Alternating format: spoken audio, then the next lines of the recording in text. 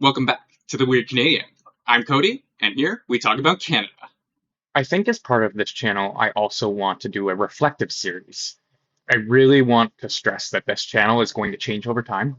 It's going to be informed by you. It's going to be informed by everything I learn, everything we learn, and I'm going to showcase that change. But I've never really explained who I am as a person. I'm 33 years old currently, I'm born in 92. In the 90s, my parents were working very hard to start their working careers. My mother was a manager at a Burger King. My dad was working for my grandmother running parts in Oshawa, Ontario. My grandmother is just the sweetest woman. She's given me help and just seeing things, support, and I can't say enough good things about her. My grandfather was very much about understanding how to support yourself. He was a good man. I learned to fish, how to camp, how to build a fire, how to actually survive in the wild. My grandfather loved his classic cars, going around all of Ontario to all of the old car shows, seeing and learning about everything. In fact, my first car was an 83 El Camino that we built together. But a big part of my childhood was spent with my grandparents. And I was raised on their kind of values, like give a firm handshake, so it shows respect. Be polite to people. Don't get too worked up. Don't get into your emotions. I spent a lot of time studying. I actually enjoyed school. Yeah, I was the nerd, but I enjoyed learning. That was the key thing. I enjoyed learning because it taught me more things, how to do things, and I played with my imagination in elementary school because that was what I felt fun. I was bullied in elementary school. I've been choked. I've been thrown around. I've been beaten. I've been made fun of. I've had a swirly, an actual swirly. I got big into Saturday morning cartoons and watching TV. Oh man. Hey Andy, Mona the Vampire, Courage the Cowardly Dog, Recess, that kind of stuff, like really got me into storytelling. But at the same time, I grew up in the age of the internet. A lot of my age group grew up in this tandem universe of non-tech and tech. Like I still remember that dial-up tone. Yeah, that one. And really being at the forefront of things. Like I learned how to code by MySpace. Like building those like HTML formatted bullshit. Like that's how I learned to code originally. I didn't understand until I got into high school, but once I had my own computer and access to the internet, I just wanted more. I learned about anime, and that's just where I lived, watching anime for days on end. I started to kind of be more closed off though, because I was spending more and more time on the computer learning. I wore sweatpants up to high school because it felt comfy. But to me, it was exciting, new, a frontier unexplored. But I still had a vast interest in the outdoors. I played baseball. I loved to play paintball. I did dirt biking. I actually learned to surf. I was lucky. I got a lot of opportunity. And I spent a lot of time in the US. I actually, every summer, my mother would take me and my brother down to Florida. My grandparents owned a house down there. They were partial snowbirds. So we'd go down there and vacation. Um, During the 2008 financial crisis, when everything went to shit, my parents were lucky because my grandparents had given them like some money because they were okay in that time. So we moved from Oshawa to Port Hope, and we found a nice 4-acre property in the middle of the Ganaraska Forest. I spent about 4 or 5 years of my life there, but I really see it as my home. It's funny because that home didn't have internet.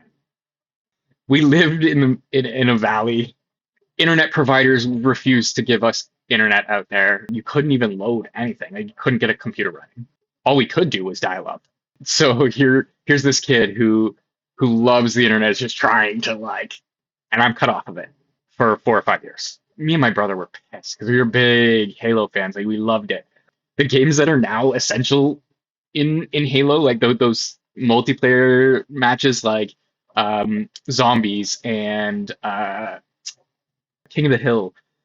I remember building these games. Like those were concepts that we had built in as community, and those days were fun. I remember just being a kid and playing these games that we just made up.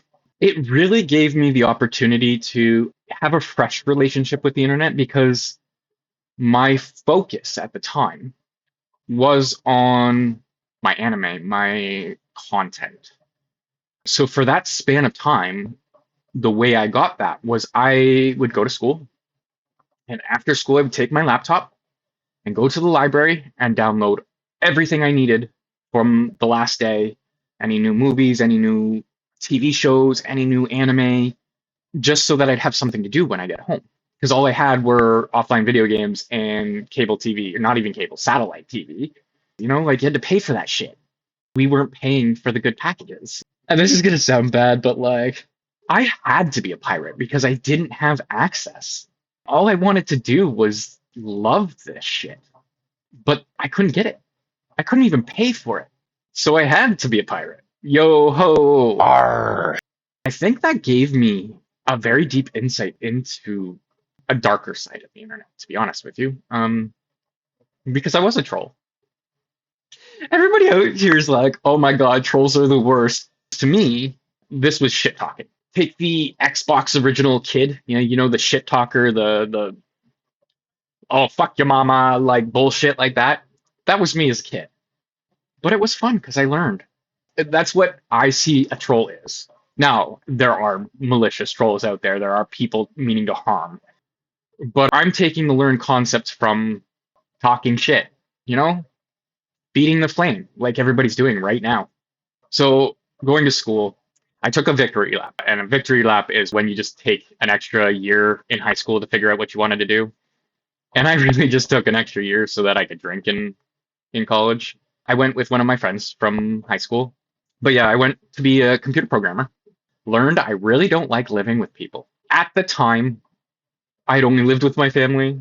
I didn't know how to open up to people. And I was living with a friend. I knew how to do laundry. I knew how to basically cook. I knew how to do my own shit and take care of myself. But I didn't realize that not everybody did. And I learned that in residence. I also got my heart broken.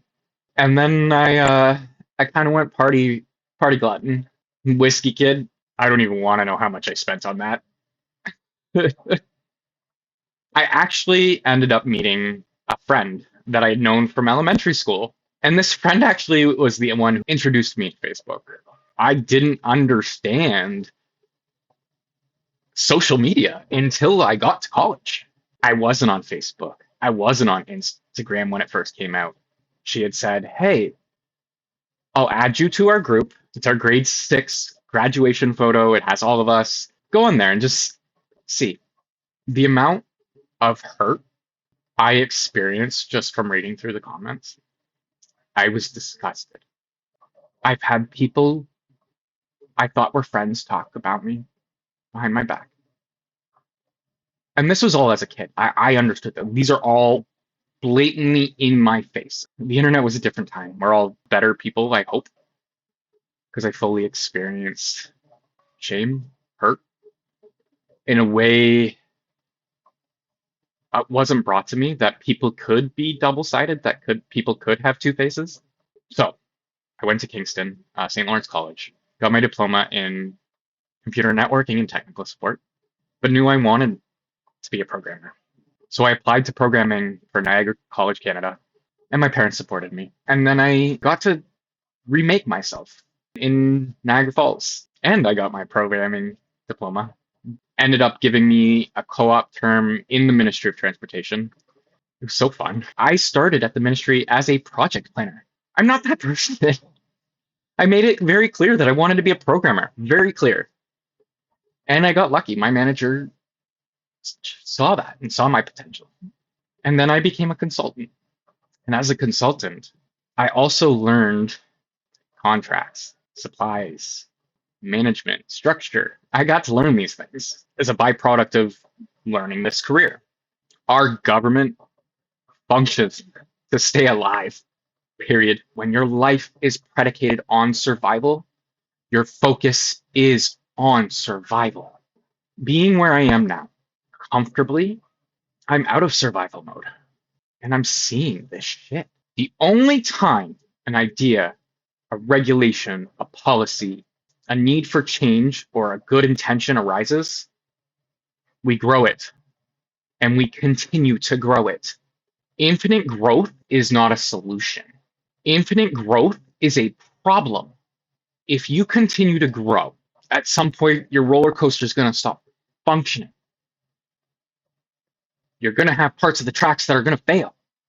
And if all you're doing to maintain those tracks is throwing a little bit of tar or a little bit of new steel or a band-aid, eventually the entire track's going to crumble. Can we do better? Can we fix these things, these issues, instead of just trying to build on top of them? One of the biggest things with me is when I'm interested. I'm interested. I'll talk to people. I'll pick brains. I'll share my opinions with my friends and get their insights. I spent 8 years as a software developer in the Ministry of Transportation. I bought a condo when I first started my career because my family pushed me into owning instead of renting by saying, hey, you're going to be paying the same in rent that you would be in mortgage. Now's the time to buy a property. I got lucky. 2 years later, that property benefited me because I was able to move right before COVID hit and buy a free home house in Fort Erie. And it gave me comfort, something I felt ownership of, something I can do. I like to think of myself as a handyman, so fixing things and modifying what I wanted to do with the house. It was fun. And I had great neighbors, and I learned a lot.